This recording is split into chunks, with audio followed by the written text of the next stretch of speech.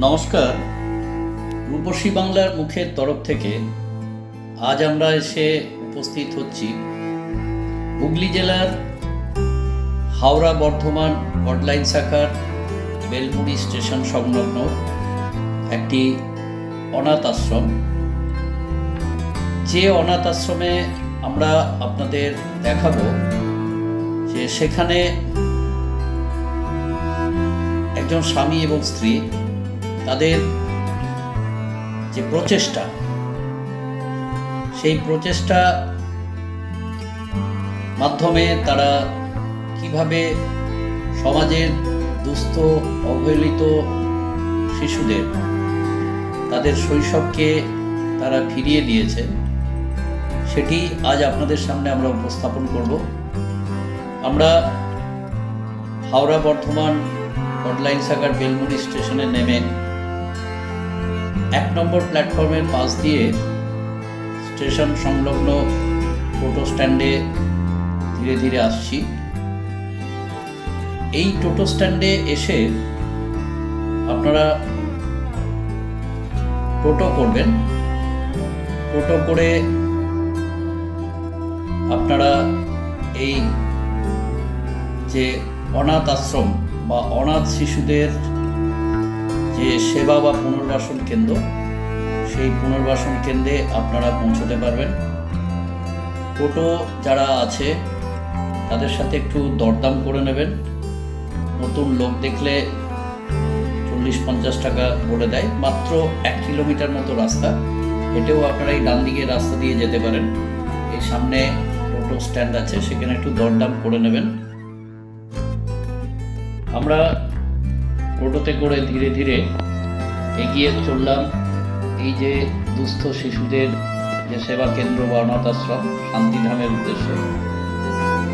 ছোট ছোট একটা গ্রামীণ জনপদের ভেতর দিয়ে বাংলার গ্রামীণ জনজীবনের রূপরেখা দেখতে দেখতে আমরা টোটোতে চেপে ধীরে ধীরে এগিয়ে চলেছি শান্তিধামের উদ্দেশ্যে। দুপাশের যে প্রকৃতি, বসন্তের এক সকালে সুন্দর এক প্রকৃতির ভেতর দিয়ে আমরা রওনা দিয়েছি আজকের এই হুগলি জেলার বেলমুড়ি স্টেশন সংলগ্ন শান্তিধাম অনাথ আশ্রমের দিকে।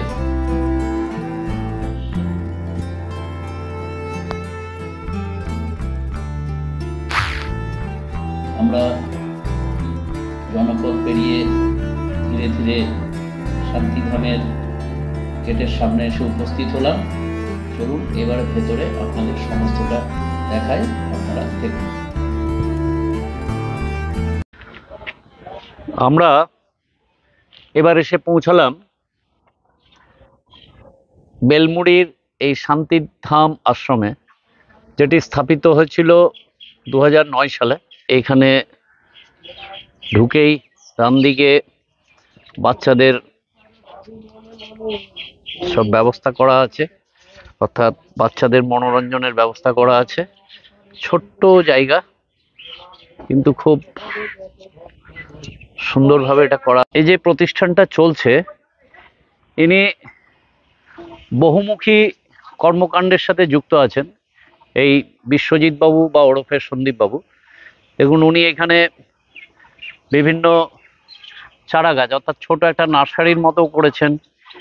এগুলো উনি বিক্রয় করেন এবং এখান থেকেও কিছু উনি আয় করেন, যেটা সমস্তটা আমি বলছি, আবার বলছি, বারবার বলছি যে এখানে যা কিছু আয় হয়ে থাকে, অর্থাৎ সমস্তটাই এই আশ্রমে যারা আবাসিক আছেন তাদের সেবার কাজেই, বা যে সমস্ত দুস্থ ছেলেমেয়েরা আছে তাদের সেবার কাজেই কিন্তু এটা ব্যবহৃত হয়ে থাকে। এবং সমস্তটাই সারাদিন, এই যে সামনে টোটোটা দেখছেন, সেটা ওই আশ্রমের মালিক যিনি বিশ্বজিৎ বাবু, তিনি সকালবেলা নিয়ে বেরোন যখনই সময় পান। এবং এখান থেকেও এই টোটো চালিয়েও যে আয় হয়, মানে শুনতে অবাক লাগলেও এটাই বাস্তব যে সেটাও উনি এখান থেকে এই আশ্রমের বা এই সংস্থার কাজে লাগান এই পয়সাটা। দেখুন এখানে প্রচুর পাখি টাকি আছে ওনার এই জায়গাটাতে। সমস্তটা আমি ঘুরিয়ে ঘুরিয়ে দেখাই আপনাদের। এই যে নার্সারির চারা দেখছেন, এগুলো দেখুন এখানে প্রচুর চারা করা হয়েছে। এই চারাগুলো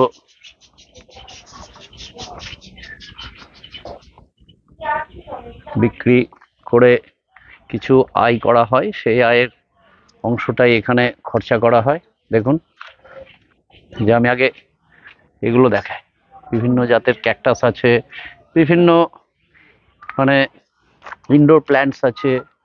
দেখুন এগুলো কিন্তু সবই উনি এই বৃদ্ধাশ্রম বা এই সেবাশ্রম, এই শান্তিধামের উন্নয়নের কাজে উনি ব্যবহার করেন। এই বাচ্চাদের এখানে বিশ্বজিৎবাবু এবং পূর্ণিমা দেবী, তারা দুজনে অক্লান্ত সেবা দিয়ে এই প্রতিষ্ঠানটিকে গড়ে তুলেছেন এবং এই প্রতিষ্ঠানটিকে তারা এখনো পরিচালন করে চলেছেন। কিছু সহৃদয় ব্যক্তি আছেন যারা কখনো সখনো এই শান্তিধাম যে অনাথ আশ্রম, যে আবাসিক শিশু বা এই যে যারা আছেন, তাদের কিছু তাদের পরিষেবার জন্য, তাদের সেবা করার জন্য কিছু কিছু কখনো সখনো অনুদান করে থাকেন। বাকিটা সমস্তটাই এনারা চালিয়ে থাকেন। তারা তাদের নিজস্ব যে পরিশ্রম, সেই পরিশ্রম দিয়ে তারা যে উপার্জন করেন, সেই উপার্জনের মাধ্যমেই তারা কিন্তু এই প্রতিষ্ঠানটিকে চালিয়ে যাচ্ছে। তো আমরা প্রত্যেককে আপনাদের কাছে অনুরোধ করব যে আপনারা আসুন এই শান্তিধাম আশ্রম, যেটি পরিচালিত হচ্ছে পূর্ণিমা দেবী এবং বিশ্বজিৎবাবুর ঐকান্তিক এবং আন্তরিক প্রচেষ্টায়, সেটিকে আপনারা এগিয়ে নিয়ে চলুন। সমাজকে এগিয়ে নিয়ে যেতে হলে সমাজের আমরা যারা মানুষজন আছি, তাদের কিছু দায় দায়িত্ব থাকে, যে দায়িত্ব এনারা পালন করে চলেছেন। আমরা তাদের মাধ্যম দিয়েই তাদের মাধ্যম দিয়েই সমাজের এই অংশটাকে যদি চালিয়ে নিয়ে যেতে পারি, সেই প্রচেষ্টাটাই আমরা করব।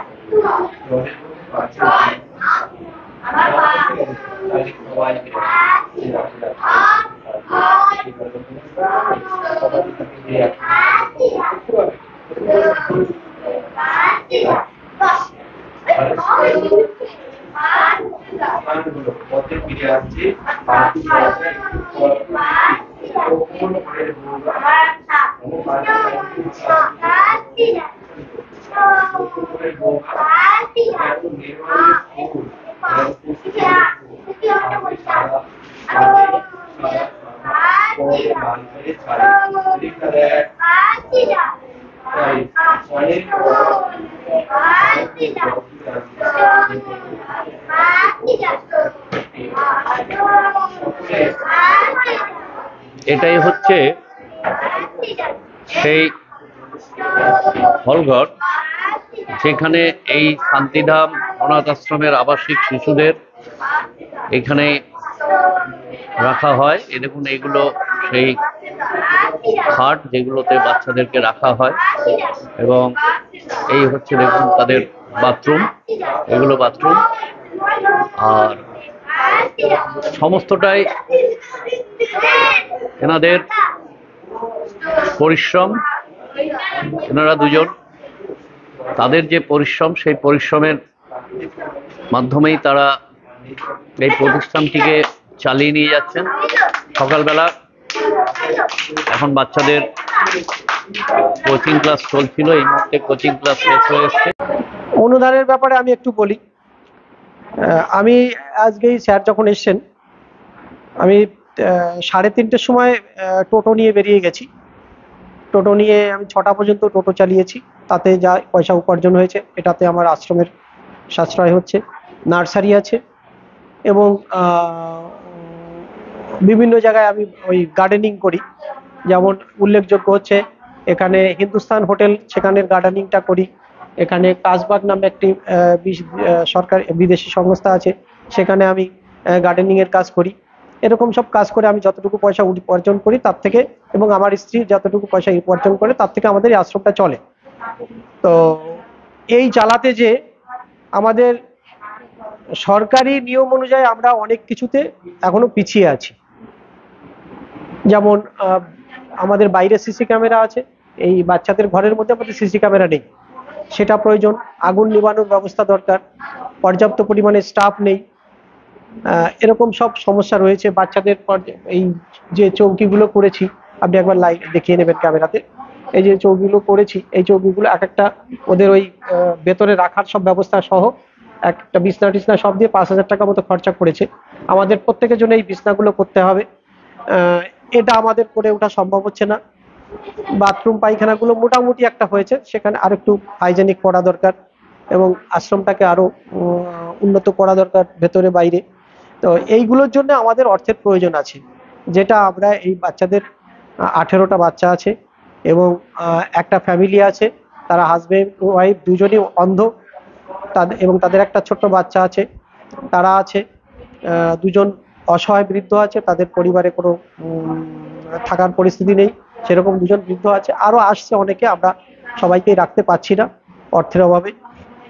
তা যদি মনে করেন আপনারা আমাদের এই ব্যাপারে কিছু সহযোগিতা করবেন, তার জন্য আমাদের আশ্রমেরই অ্যাকাউন্ট আছে। অ্যাকাউন্টে ওই কিউআর কোড যেটাকে বলে ওইটা আছে। আমরা স্যারের ফোনে আমরা কিউআর কোডটা দিয়ে দেব। আপনারা যদি মনে করেন কেউ যতটুকু পারেন 10 টাকা সাহায্য করলে অনেক, সবাই মিলে 10-এ মিলে করি কাজ, হারি জিতি নাই কাজ।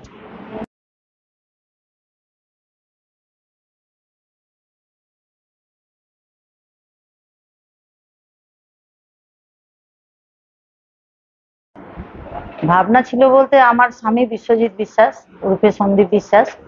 তো চিন্তাধারা স্বপ্নটা ওরই ছিল যে ও ছোটবেলা থেকে খুব কষ্টে মানুষ হয়েছে এবং পড়াশোনা খুব ভালো শিখতে পারেনি, খুব কম পড়াশোনা করেছিল। তো আমাদের ব্যবসা সূত্রে আমরা দুজন বন্ধু ছিলাম। তো একদিন আমাকে গল্প ছলেই আমাকে আলোচনা করে যে এরকম দুটো বাচ্চা রেখে যদি মানুষ করতে পারি তাহলে কেমন হয়। তখন আমাদের একটা চিন্তাধারা হয় যে দুটো বাচ্চা রেখে তো মানুষ করাই যায়, নিজেরা যা আয় করি। তখন আমরা ঠিক করলাম যে আমরা দুই বন্ধু মিলে এই জায়গায় একটা আশ্রম শুরু করব। দুটো বাচ্চা নিয়ে আশ্রমটা শুরু হয়। তারপর আমাদের বিয়ে, আমরা স্বামী স্ত্রী তারপরে হই। আজকে দুটো বাচ্চা নিয়ে পথ চলা শুরু করতে করতে আজকে আমাদের বাচ্চার সংখ্যা 18। তো আগামী দিনেও আরো আশা করছি বাড়বে বাড়বে। মানে আমাদের দুজনকার টার্গেটের মধ্যে রয়েছে যে আমরা 30 জন বাচ্চাকে দুজনে মানুষ করতে পারবো, তো নিজেদের আয়ের উপর। তো আমাদের বাচ্চা সংখ্যা এখন 18, আরো কিছু অসহায় বাচ্চা যদি পাই তাহলে আমরা। নমস্কার, আমি দেবাঞ্জনা ব্যানার্জির মা রঞ্জনা ব্যানার্জি। তো ইউটিউব থেকে এই অ্যাড্রেসটা আমরা পেয়েছি। আমারও ঘরে একটা ছোট্ট সন্তান আছে এবং এখানে যখন 18টা বাচ্চাকে আমি দেখি তখন কোথাও যেন মায়ের মনটা একটু নাড়াচাড়া দিয়ে ওঠে এবং তাদের জন্য মনে হয় কিছু একটা করি। নিজের সন্তানের জন্য তো সবাই করতে পারে, তো এদেরও জন্য মনে হলো কিছু একটা করি। তো সেই তাগিদ থেকে আমরা এখানে ছুটে এসেছি, দেখি নিজেদের সাধ্যমতো আমি কিছু করতে পারি কিনা। আমি দেবাশিস ব্যানার্জি, আমরা আসছি শিয়াখালা থেকে।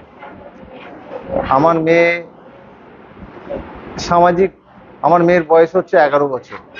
তা মেয়ে আমার সামাজিক অনেক কিছু কাজ করতে চায় এবং আমরাও করতে চাই। যেহেতু আমরা খুবই নগণ্য মানুষ, তবু আমরা চেষ্টা করি সামাজিক কিছু দায়বদ্ধতা সেটা পালন করবার। তো সেই সামাজিক দায়বদ্ধতা পালন করার জন্য আমরা ইউটিউব দেখে এই একটা সংস্থা, এই সংস্থা আমরা এসেছি। এখানে অনেক বাচ্চা আছে, অনেক ছোট ছোট ফুলের মতো বাচ্চা আছে। তাদের পাশে যদি একটা দিনও সময় কাটাতে পারি, তাদেরকে জন্য কিছু করতে পারি, নিজেদের ধন্য মনে করব। এবং এই যে প্রয়াস এনাদের, এই প্রয়াসকে স্বাগত জানানোর জন্য আমরা এসেছি এখানে। নমস্কার। নমস্কার, আমি শিয়াখালা কবিরাজ বাড়ির ছেলে, নাম গোপাল গুপ্ত। হ্যাঁ, আমি এখানে ইউটিউব থেকে শুনে এসে আমি এখানে এসেছি। যেদিন থেকে আমি শুনেছি এখানে এরকম একটা অনাথ ফাউন্ডেশন আছে, তার যে টান, সেই টানে আমি এসেছি এবং চেষ্টা করব আমার যে সমাজে যে বন্ধু বান্ধব আত্মীয় পরিজন আছে তাদেরও এখানে নিয়ে আসার। এসে এখানে আমার খুব খুব খুব ভালো লেগেছে। নিয়ে থাকি, কারণ নাহলে আমাদেরই বা চলবে কি করে। এই যে প্রতিষ্ঠানটি আমাদের সন্দীপবাবু যে করেছেন বা আমাদের যে ম্যাডাম আছেন, ওনাদের মানে অত্যন্ত প্রচেষ্টায়, মানে নিরলস প্রচেষ্টার জন্যই আজকে এই প্রতিষ্ঠানটি গড়ে উঠেছে। আজকে বহু মানুষ এখানে আসেন, তাদেরকে বিভিন্নভাবে সাহায্যের হাত বাড়িয়ে দেন, বা আজকে এই যে সমস্ত দুস্থ ছেলে মেয়েগুলো আছে, এই দুস্থ ছেলে মেয়েগুলো থাকা, খাওয়া, পড়াশোনার যে সমস্ত খরচ যে ওনারা কত কষ্ট করে মেটান, তো না দেখলে বোঝা মানে বুঝতে পারা যায় না। ওনাদের নার্সারি আছে, সেই নার্সারি থেকে যা সামান্য আয় হয়, এমনকি প্রয়োজনে যারা টোটো আছে, টোটো রিক্সা চালান, এছাড়া বিভিন্নভাবে কখনো কখনো ফেরি করেও এই বাচ্চা ছেলেদের খাবার দাবার সমস্ত কিছু ওনারা ব্যবস্থা করে থাকেন। তো এটা একটা অত্যন্ত মানে সহৃদয় ব্যক্তি ছাড়া কখনো এটা সম্ভব নয়। আমারও প্রথম প্রথম অবাক লাগতো যে এই জায়গায় কেন আসবো, কেনই বা সন্দীপ বাবু বা ম্যাডামরা এরকম কেন করছেন। তো প্রথম প্রথম হয়তো একটু অনেকেই যেমন ঈশ্বর চোখে দেখতে প্রথম হয়তো আমরাও ভাবতাম না না এমনি হয়তো কিছুটা ব্যাপার, কিন্তু পরে এখানে এসে দেখলাম যে না, সত্যি বেশ কিছু দুস্থ ছাত্রছাত্রী আছে যারা সত্যি পড়তে চায়। ওরা চায় কেউ আমাদের দিকে সাহায্যের একটু হাত বাড়িয়ে দিক। একটু সাহায্যের হাত বাড়ালে হয়তো আগামী দিন এখান থেকে ডাক্তার, ইঞ্জিনিয়ার বা স্কুল মাস্টার বা শিক্ষকের মতো আরো ভালো কেউ হতে পারবে। সর্বোপরি একটা সমাজের ভালো একটা জায়গায় যেতে পারে। তা সেই জন্যই যদিও আমি এমএ পাস করেছি, এমএ পাস করে আমার এই টিউশনিটাই বলতে পারেন মোটামুটি শিক্ষকতা।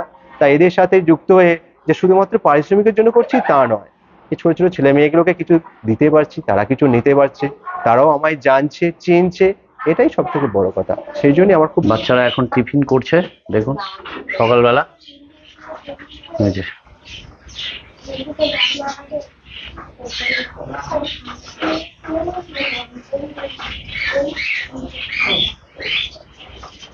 অসম্ভব সাধু একটা প্রচেষ্টা, অসম্ভব মানবিক একটা প্রচেষ্টা, যে প্রচেষ্টাকে আমরা নতজানু হয়ে প্রণাম জানাতে ইচ্ছে করছে। তো আমরা চাইবো সমাজের প্রতিটি স্তরের মানুষ এই প্রচেষ্টাকে কুর্নিশ জানাক এবং এই বিশ্বজিৎ বাবু ওরফে সন্দীপ বাবু এবং পূর্ণিমা দেবী যে প্রচেষ্টা চালাচ্ছেন তাদের পাশে এসে দাঁড়াবেন আগামী দিনে। নমস্কার, আমি দেবাঞ্জনা ব্যানার্জি, আমি ক্লাস 5-এ পড়ি। এখানে কেন এসছো তুমি? এখানে আমি কিসের জন্য এসছো? এখানে আমি ছোট ছোট বাচ্চাদের সাথে দেখা করতে এসেছি। এসে কেমন মনে হচ্ছে, কেমন লাগছে তোমার? আমার খুব ভালো লাগছে এখানে এসে। হ্যাঁ, এখানে বারবার আসবে তাই তো? হ্যাঁ, সবাই বন্ধু বান্ধব সবাইকে বলবে। হ্যাঁ। নমস্কার, আমি অলঙ্কৃতা গুপ্ত, আমি ক্লাস 6-এ পড়ি, রামকৃষ্ণ বিবেকানন্দ মিশনে। আমি এইখানে অনাথ আশ্রমে এসেছি কারণ তাদের স্ট্রাগল যে আছে সেটা দেখার জন্য। এখানে এসে কেমন লাগছে? এখানে এসে আমার খুব ভালোই লাগছে কারণ সবাই হাসি খুশি আছে, এখানের পরিবেশও খুব ভালো, তাই। তোমার কি মনে হচ্ছে যে ভবিষ্যতে এই ধরনের সংস্থার সাথে বা এই ধরনের কাজের সাথে কি নিজেকে জড়িয়ে থাকবে, তো নাকি আজকে দেখলে চলে গেলে ভুলে গেলে এরকম ব্যাপার? আমি চাই সারা জীবনই এখানে আসতে এবং এদের সেবা করে যেতে। এত সুন্দর, এত পরিশীলিত একটা অভিজ্ঞতা নিয়ে আমরা এখান থেকে ফিরছি এবং বারবার একটা কথাই যেটা মনে হচ্ছে যে এই যে দুটি মানুষ, খুবই খুবই সামান্য মানুষ, সন্দীপ বাবু তথা বিশ্বজিৎ বাবু এবং তার স্ত্রী পূর্ণিমা দেবী, তাদের এই যে ব্যক্তিগত প্রচেষ্টা, প্রয়াস, এটাকে কি ভাষায় আমরা কুর্নিশ জানাবো, আমরা প্রণাম জানাবো, সেটাই আমরা এখন আমাদেরকে নতুন করে ভাবতে হবে। এই হুগলি জেলার মাটিতে সমাজ সংস্কারক হিসাবে অবতীর্ণ হয়েছিলেন রামমোহন রায়।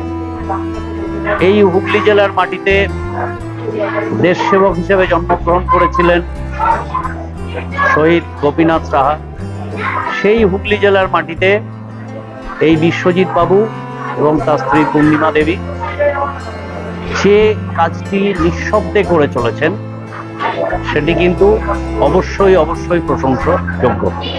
এই শান্তিধাম যিনি পরিচালনা করেন, বিশ্বজিৎ বাবু বা পূর্ণিমা দেবী, তারা আমার মারফত আপনাদের কাছে একটা আবেদন রেখেছেন যে যদি আপনাদের কোনো কিছু অনুদান করার থাকে, আপনারা সরাসরি আমি যে ফোন নাম্বার দেব আমার ডেসক্রিপশন বাক্সে, সেই ডেসক্রিপশন বক্সের ফোন নাম্বার থেকে সরাসরি তাদের সাথে যোগাযোগ করবেন।